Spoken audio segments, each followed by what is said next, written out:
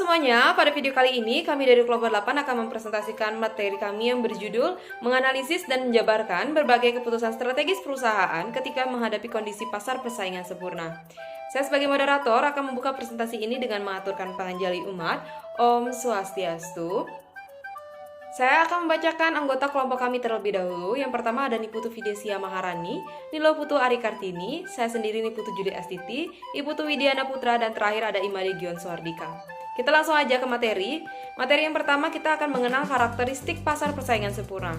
Pasar adalah suatu institusi atau badan yang menjalankan aktivitas jual beli barang atau jasa. Pasar persaingan sempurna dibuat atas dasar dua asumsi penting yang berkenaan dengan perilaku perusahaan individual dan yang berkenaan dengan industri. Dalam kaitan ini, perusahaan diasumsikan hanya sebagai penerima harga, price taker. Dalam hal ini, diasumsikan bahwa perusahaan dapat mengubah tingkat produksi dan penjualannya dalam batas-batas yang mungkin, tanpa menimbulkan efek yang berarti pada harga barang yang dijual. Nah, materi selanjutnya akan disampaikan oleh rekan saya. Baik, terima kasih atas waktunya. Di sini saya akan melanjutkan presentasi dari teman saya, yaitu prinsip-prinsip persaingan sempurna. Prinsip dasar profit maximization dari segi output ialah selama tambahan review dari ekspansi perusahaan atau marginal cost, perusahaan tetap ekspansi menambah produksi.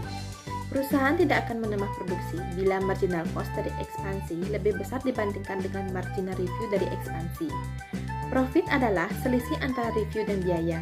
Misalnya, untuk satu perusahaan yang akan memproduksi kayu dengan harga pasar 200 per meter kubik, marginal review untuk setiap tambahan 1 kubik adalah 200. Pemilik perusahaan akan menaikkan produksi kayu sepanjang marginal cost untuk setiap tambahan 1 kubik kurang dari 200. Bila marginal cost lebih besar dari 200, perusahaan akan menambah produksi. Selanjutnya, yaitu strategi kompetisi pada pasar persaingan sempurna. Ada beberapa strategi persaingan yang bisa digunakan dalam melakukan persaingan dan para pesaingnya agar tetap bisa berada dalam jalur persaingan dan tetap melakukan produksi. Cara-cara atau strategi tersebut antara lain yaitu yang pertama, strategi-strategi persaingan, yaitu menarik, mempertahankan dan menumbuhkan pelanggan agar supaya berhasil dalam persaingan perusahaan harus bergerak dari filosofi produk dan penjualan atau product and selling philosophy menuju filosofi pelanggan dan pemasaran atau customer and marketing philosophy. Yang kedua, pemasaran relasional dengan pelanggan atau customer relationship marketing. Pemasaran relasional atau marketing relationship merupakan proses membentuk, mempertahankan, dan meningkatkan relasi yang kuat, yang penuh dengan nilai para pelanggan dan para pemegang saham.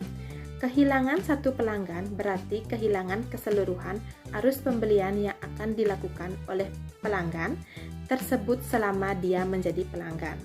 Sekian presentasi dari saya, terima kasih. Terima kasih atas kesempatannya. Di sini saya akan melanjutkan presentasi dari teman saya. Nah, di sini saya akan menjelaskan tentang analisis SWOT. Analisis SWOT merupakan metode perencanaan strategi yang digunakan untuk mengevaluasi kekuatan atau strength, kelemahan atau weakness, opportunity atau peluang, dan ancaman atau threat dalam suatu proyek atau spekulasi bisnis. Nah, keempat faktor inilah yang akan membentuk akronim SWOT atau Strength, Weakness, Opportunity, dan Threat. Nah, selanjutnya ada kerangka strategi 5 kekuatan voter. Yang pertama ada threat of new entrants atau hambatan bagi pendatang baru.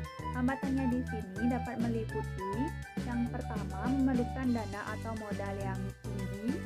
Yang kedua ada teknologi yang tinggi. Yang ketiga ada hak paten atau merek dagang. Yang keempat ada skala ekonomi. Yang kelima adalah loyalitas pelanggan.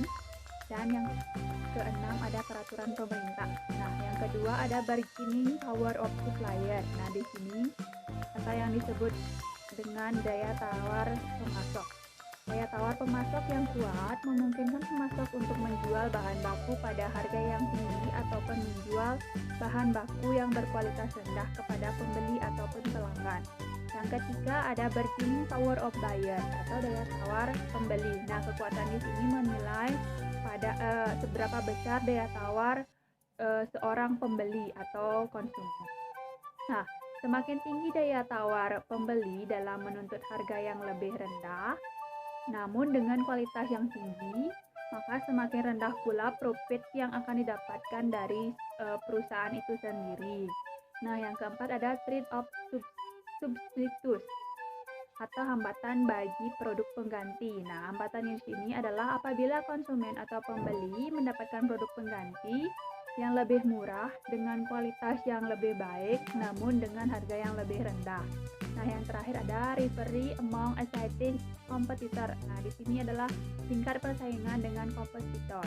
Perusahaan akan semakin diuntungkan apabila posisi perusahaan kuat dan tingkat persaingan pada pasar atau market yang sama tersebut rendah.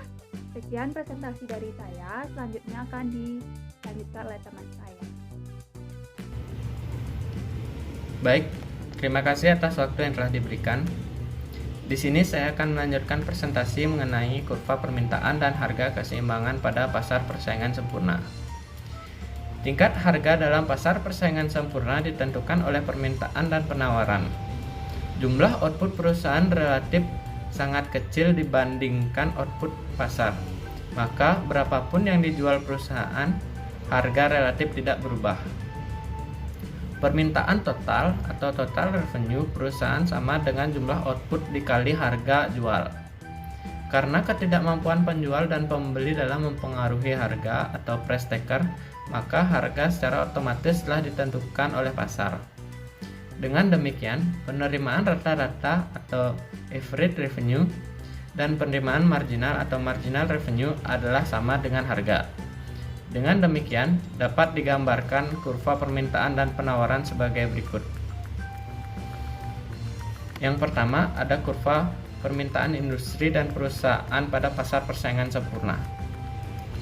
Pada kurva A, industri menunjukkan tingkat harga dalam pasar persaingan sempurna ditentukan oleh permintaan dan penawaran. Pada kurva B, perusahaan menunjukkan jumlah output perusahaan relatif sangat kecil dibanding output pasar. Maka, berapapun yang dijual perusahaan, harga relatif tidak berubah. Yang kedua, ada kurva penerimaan TRARMR pada pasar persaingan sempurna. Selanjutnya ada pemaksimuman keuntungan pada equilibrium. Suatu perusahaan dalam kondisi equilibrium ketika ia mencapai keuntungan profit V maksimum. Keuntungan V adalah perbedaan atau selisih antara total cost DC dan total revenue TR. Dengan demikian dapat dituliskan sebagai berikut. V sama dengan TR min DC. Seperti telah dibahas pada bab sebelumnya bahwa equilibrium perusahaan dalam asumsi pasar persaingan sempurna secara grafis dapat ditunjukkan melalui dua pendekatan, yaitu menggunakan kurva TR dan TC dan menggunakan kurva MR dan MC. Baik, sekian presentasi dari saya, selanjutnya akan dilanjutkan oleh teman saya. Baik, perkenalkan, nama saya Budi Dana Putra. Di sini saya akan mempresentasikan yaitu operasi perusahaan jangka pendek pada pasar persaingan sempurna. Yang pertama yaitu pemaksimuman keuntungan jangka pendek. Dalam bagian ini secara serentak akan ditunjukkan contoh angka tentang biaya produksi, hasil penjualan dan penentuan keuntungan. Dalam contoh ini akan ditunjukkan cara menghitung biaya total, biaya rata-rata, dan biaya marginal, dan menunjukkan caranya suatu perusahaan menentukan tingkat produksi yang akan memaksimumkan keuntungan. Yang kedua yaitu maksimum profil dan dalam jangka pendek. Dalam jangka pendek, perusahaan persaingan sempurna sama seperti perusahaan lainnya mempunyai dua macam cost atau biaya, yakni fixed cost dan berproduksi atau tidak. Bila tetap berproduksi, beberapa tingkat output yang tepat memutuskan untuk produksi maksimal produksi akan ditingkatkan sepanjang marginal revenue atau harga melampaui marginal cost. Selanjutnya itu operasi perusahaan jangka panjang pada pasar persaingan sempurna. Agar dapat bertahan dalam pasar, maka Dalam jangka panjang, perusahaan harus memenuhi 4 syarat. Yang pertama yaitu perusahaan harus bekerja sebaik mungkin agar perusahaan mencapai keadaan yang paling optimal. Yang kedua yaitu tidak mengalami kerugian agar dapat mengganti barang modal yang digunakan dalam produksi.